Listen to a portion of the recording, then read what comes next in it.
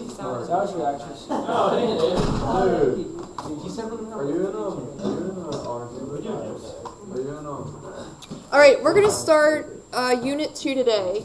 And I believe I passed out the papers for our next unit, but I happen to have 2 extra ones, so that means 1 or 2 people didn't get them. Does anybody need the notes for Unit 2?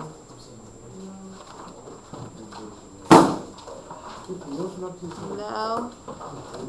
Alright. So, the tests have been graded. You can see how you did. I still have a few people in the other class that need to make up one of the parts. So as soon as they do, you'll get them back. We'll go over them. Okay, but the grades are in so you can check them out. What we're going to do today, and before I get ahead of myself, there is a video assignment tonight. 2 pages, okay, 95 and 96. I think it's about 15, 17 minutes long. Okay, not too bad. But we are going to take a look at page 93 and 94 today. So in Unit 2, we're going to take a look at what's called a derivative. And you may have heard that word before, or you haven't, okay? Depending if you're in physics and how far you are in that course, maybe you've heard that term before. But I'm going to assume that we've never heard it, okay? And I don't think I'm far off with that assumption. You may have, though, heard of something called the difference quotient before, depending on a previous math course if you've looked at that or not. The difference quotient is related to a derivative. So if you are familiar with that, you are kind of one step ahead. We are going to be talking about derivatives for a very long time in this course, probably until December or January. So this unit, I'd say, is pretty important because we're going to get the basic understanding about what a derivative is, and then we're going to get into what does it represent, how is it used, okay, why is it important, things like that. So in order for us to first understand a derivative, we're going to draw a picture to kind of visually see how a derivative is formed or what it represents. So in this big space here, I want you to draw kind of a first quadrant. And we're going to draw, just as a good example, kind of an upside down parabola in that quadrant. Bless you.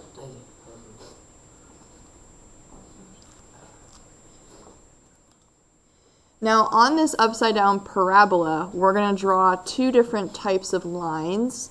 One line is called a tangent line, and the other line is called a secant line. That terminology you may have heard before in geometry, but that was like years ago.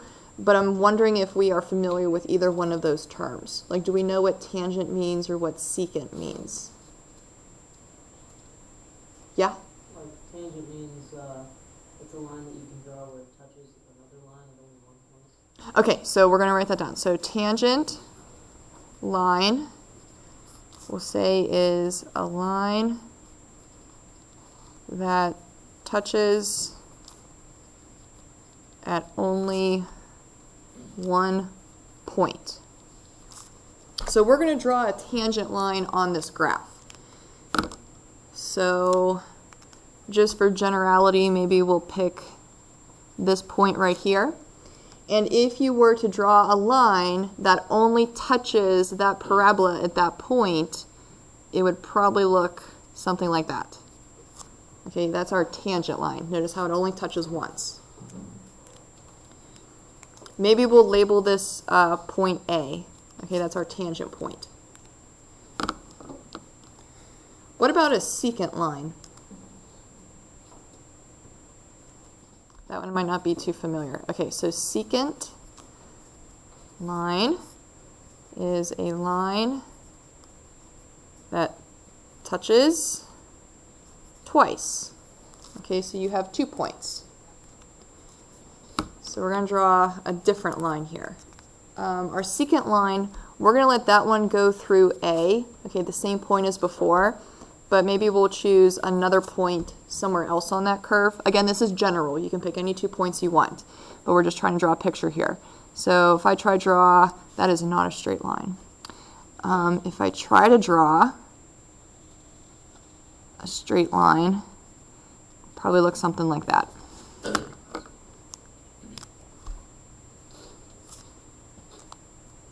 Are we doing okay with the terminology, the picture, the vocab? All right, so my question for you is, that tangent line, that blue one we drew, that went through point A, let's maybe label this other point B. Okay, so the tangent line goes through point A, whereas the secant line goes through A and B. Okay, 2 points. My question to you is, now that we have this visual, how can we figure out the slope of the tangent line? We're going to assume a few things. Okay, we're going to assume that we know every single point on the parabola. Okay, so we know every black point. How can you figure out the slope of the tangent line?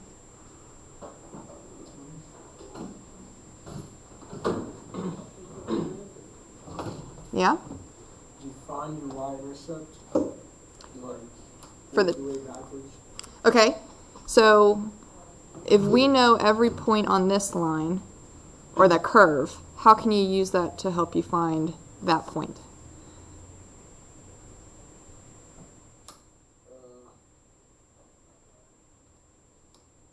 You said something I don't want to get. Maybe not, okay? But it is a good thought. Okay, remember, we know every single point along the curve. We don't know any point on the tangent line or the secant line besides A and B, because aren't those also on the curve, right? So how can we figure out the slope of the blue line? If you think way back to Algebra 1, years ago, what do you need to know to figure out a slope? 2 points. What's our issue with the blue line? 1 point, right? Okay, so we have to get around that issue. Could we figure out the slope of the secant line? Yes. What do you think we can do to the secant line if we can figure out that slope to help us approximate the slope of the blue line? Could we have drawn the red line a little differently? Yeah. How? Yeah. If you pick B as a point really close to A, it Uh-huh. would look like the red line would almost overlap the blue line. But So instead of putting B here, what if I put B right there and then drew a line through those 2 points? Isn't the slope of that black line a lot closer to the slope of the blue line? Yeah? Okay, so now we're getting into calculus. So if we can figure out the slope of the red line, notice how if we move that B closer, it would eventually become the slope of the blue line. How close do you think you want to get it? close as possible. Infinitely close, right? Like we're off by 0.000000001, right? That's still 2 points, but they're infinitely close together. That's our concept. We're going to label a few more things on this graph, okay? So this first tangent point right here, that point A, it must have some x value, okay, some location. Can we label what the output is? Maybe we'll label this as an ordered pair. If the input is x, what can we label as the output? Yeah? Whatever the function of the parabola is. Whatever the function is. Okay, we'll label it f of x. Remember, f of x and y mean the same thing. Okay? Now let's label this point B. Now B is pretty special because we just picked it to be anywhere, but notice how this point B is some distance away from that x that we initially picked. So we're going to let that distance be h. So that means the x location for B would have to be x plus h, some distance away. How can we label the ordered pair of B? What do you think, Anuj? X plus H, comma, f of x plus H. There we go. All right, so x plus h is representing your input, the x location, some distance away from where you started. And then therefore the output would be f of whatever your input is. Are we okay with that notation? Okay. So you told me before that in order for us to figure out the slope of a line, we know 2 points. Okay, so we labeled this point 1 and this point 2. If we were to actually figure out slope, let's take the y coordinates, subtract those together, and then we'll take the x coordinates and subtract those together. Do you notice how that's exactly what you would get right there? Isn't this y1 minus y, or sorry, y2 minus y1? over x2 minus x1, according to the points. Okay, so this is technically representing the slope of the secant line. Okay, the slope between 2 points. Now, if you were to actually simplify this, do you notice anything that we can do to either the top or the bottom? What do you think, Nusha? X plus h minus x would just be h. Okay, so in the denominator, x plus h minus x, the x's would cancel. So we're left with f of x plus h minus f of x all over h. That's our kind of simplified form. And that's the difference quotient if you have some history or familiarity with that. Okay, let's go on to this next question. As h, okay, that distance between the x values, as that approaches 0, what did we say would happen to the secant line, that red line? If we let b get closer and closer to a, meaning that distance is decreasing, approaching 0, what did we say would happen? Good, Griffin? The slope would become closer to the tangent line. Okay, so not only would the secant line become closer to the tangent line, but therefore their slopes would become closer as well. Okay, so we'll say the secant line becomes the tangent line.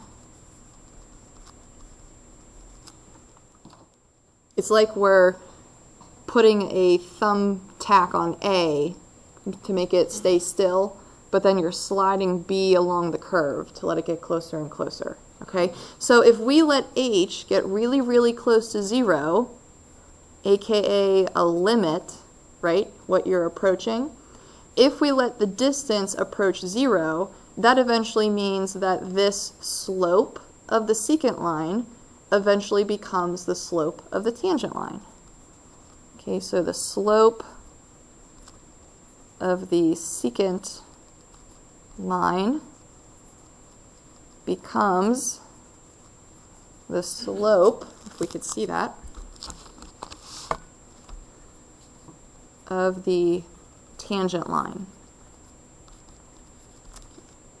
So we're essentially using a limit to help us get around that issue that we previously stated, was that the tangent line only had 1 point and we need 2 points to find a slope. Does that make sense? We're letting that distance get very, very, very small.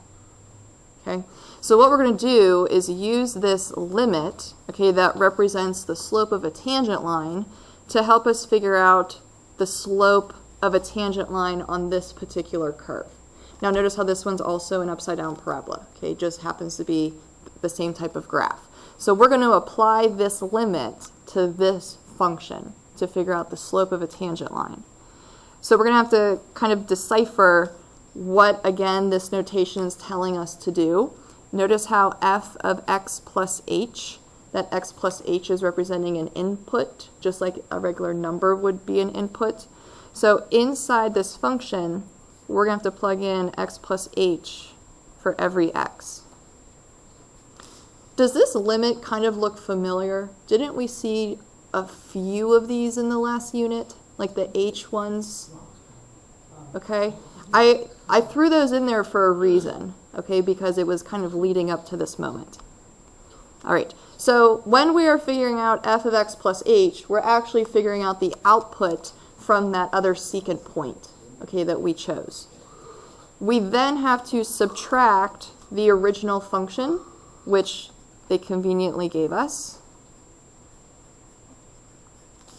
And we have to divide all of that by h. All right, now it's essentially a limit, so we should try direct substitution first, but what have we kind of seen historically so far that's going to happen? Probably 0 over 0. Okay, so let's go ahead and clean this up a little bit and see what we have left. So as you work your way across, we have this quantity squared. So if you go through a FOIL process, we get x squared plus 2xh plus h squared. Some of us can go straight there, but if you need to write it out, that's okay. But then we have to distribute in that negative. So negative x squared minus 2xh minus h squared. And then we'll just continue to work our way across the numerator with a bunch of different distributions.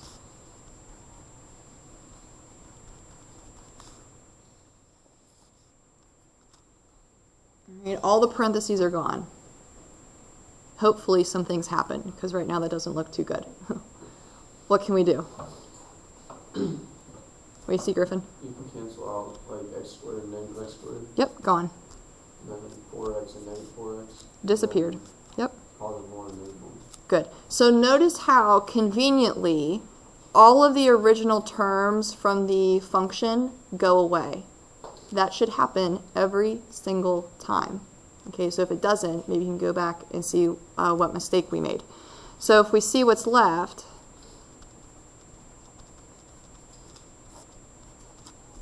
all right. Now remember, h is approaching 0. If we plug in 0 for the h's, definitely 0 up top, on the bottom as well. So we still have some more to do. Where do you want to go from there? Yeah. Take an H out of the top and then divide it out. All right, so factor out an h,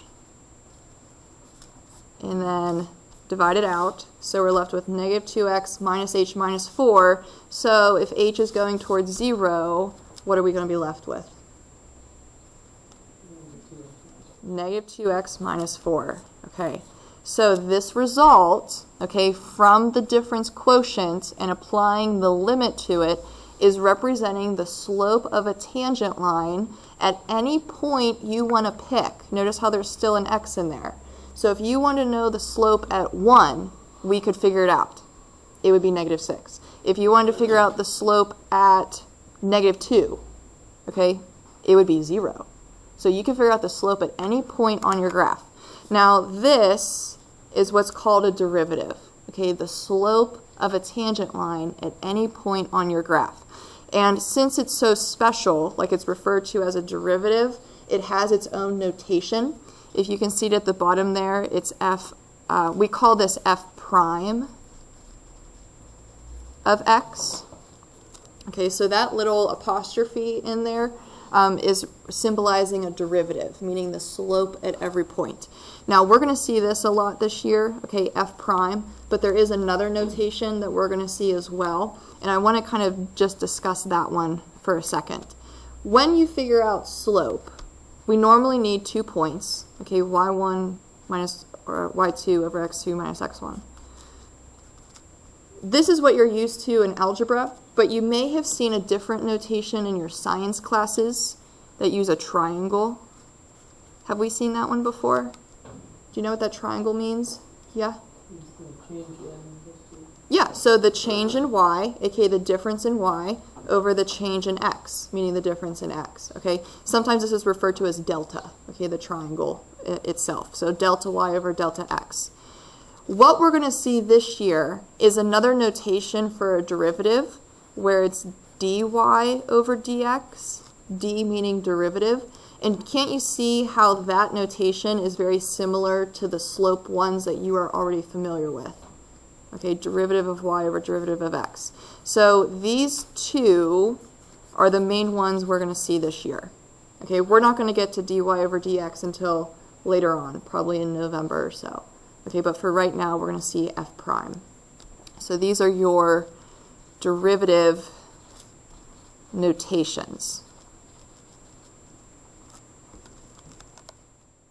Are we doing okay so far? Is it making sense? Can we understand where the graph came from? Where this limit came from? Okay, the entire concept of sliding that point, the secant becomes a tangent. All right, we're going to try some more concrete examples on the back. That was very theoretical, like we didn't have a single number in there. It was all x's and variables, but now we're actually going to get like something familiar to us behind this. So on the previous page, when we applied this limit, okay, to this quadratic, we ended up getting this particular derivative, okay, negative 2x minus 4. We're going to see what that, or how that relates to the graph of this upside down parabola. So notice how the graph is given to us. If we're going to calculate f prime, meaning the derivative at negative 4, we're essentially trying to figure out the slope of the tangent line at that point. So before we actually figure it out, which we can do pretty quickly, I think, if you were to go to the x value of negative 4 and put a dot right there, you can think about that as your point A, okay, your tangent point. And if you were to draw a tangent line, what does the slope of that line roughly look like it should be? If you were to do rise over run, what would it be really close to? 4. Okay, so notice how picking this point and another easy point, maybe somewhere right there, we go up 4 over 1. So visually, the slope of the tangent line looks like it should be 4. Notice how now that we actually have an equation to figure out the slope of the tangent line, we could get even more specific. So if we were to plug in -4 in for that x, we would get 8 minus 4, which is 4. So notice how our observation from the graph is confirmed by the algebra from the equation for the derivative. Okay, this is representing the slope of a tangent line. Let's do the same thing at -2. So find -2, go to your graph, plot your point. If you were to draw a line that only touched that curve at that spot, notice how that line would have to be flat. What's the slope of that tangent line? 0. Okay, so let's see if we can get the same result from the derivative equation. If we were to plug in -2, we get 4 minus 4, which is 0. Okay, it's confirmed. So we're starting to see the relationship between the two. If you have a graph, maybe you want to actually draw the tangent line. But if you didn't have the graph, notice how you would need the derivative equation. But it's the same one we figured out. Okay, we are able to actually do that. Let's try -1. So plot that point, draw a tangent line. What does the slope of that line kind of look like it should be? -2, because it's going down. Okay, so let's see if we can get the same thing. If we plugged in -1, we get 2 minus 4, which is -2. Okay, so when we are analyzing a derivative, we are specifically finding the slope of the tangent line at any point you want to pick on some original f of x graph. Okay, so we'll go ahead and write that down here. The derivative is an equation that represents the slope of the tangent line at any point. Okay, any point you want to pick. Any point on f of x. And we specifically just picked 3 in that table, like as a visual. We picked -4, -2, -1. Notice how it can calculate the slope of that tangent line. So this is leading us into the definition of a derivative, okay, both what it means mathematically, but also graphically. So what we wrote up here, we could probably use as our graphical definition. Okay, it's the slope of a tangent line, but algebraically, the definition we have is that limit. Okay, so we have to be very familiar with this limit, which is essentially just the difference quotient, if you are familiar with that idea. So our limit was f of x plus h minus f of x all over h. Okay, we're going to use this limit every single time, but we're just going to apply it to a different equation, okay, whatever that might be. So all the limits we did in Unit 1 were great, but this is the main limit that we're going to use in this unit. Okay, so we have to know this one. And this specifically represents the derivative, okay, that f prime notation. Are we doing okay? I feel like I'm going through this very quickly. We're good? Okay. All right, let's try the bottom. So not only were we able to find the slopes of those tangent lines, but we can probably take it a step further and try to figure out the equation of those tangent lines. So what equation is that exactly? So no longer is it going to be a rough sketch that we did at the top. Now we can make it very, very accurate. If you're going to write the equation of a line, I don't care if it's tangent or secant or whatever, what information do you think would be useful to know to write the equation of a line? We really got to dig deep back to Algebra 1. Yeah? A point and a slope, right? Okay? Now, slope, we could probably use derivative because that's the slope of the tangent line. But where do you think the point's going to come from? Tangent point. The actual point on the graph, okay, the function or the curve that we started with. Now, if you're going to use a point and a slope to help you write your equation, what form of line do you think we should write? Yeah, Point slope. point slope, because that's what you know, right? So what does that look like? Uh-huh. Hold up, let me do Yep. the x minus x1. Oh, y minus y1. Okay. y1 equals m Yeah. parentheses x minus x1. Look at you. What is that? Good, okay? This is going to be your new best friend this year, okay? Because it's nice to know if we had the y-intercept, because we could just do y equals mx plus b. But notice how, I'm going to go back to the top, this first line we drew here, that was a very rough sketch. And we were to figure out the slope based off the derivative, but notice how the y-intercept is not clear-cut. Okay, so a y-intercept would be nice, but unfortunately we will not have that every single time.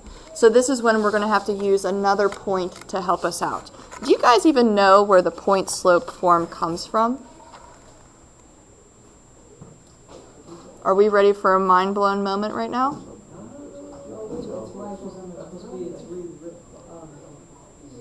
You don't have to write this down.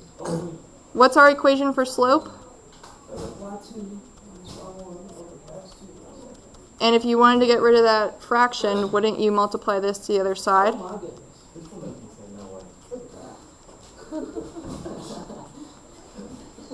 Okay, now we get rid of the 2 there because if we're going to write an equation, we need a y and an x left over, right? So there's your point slope form.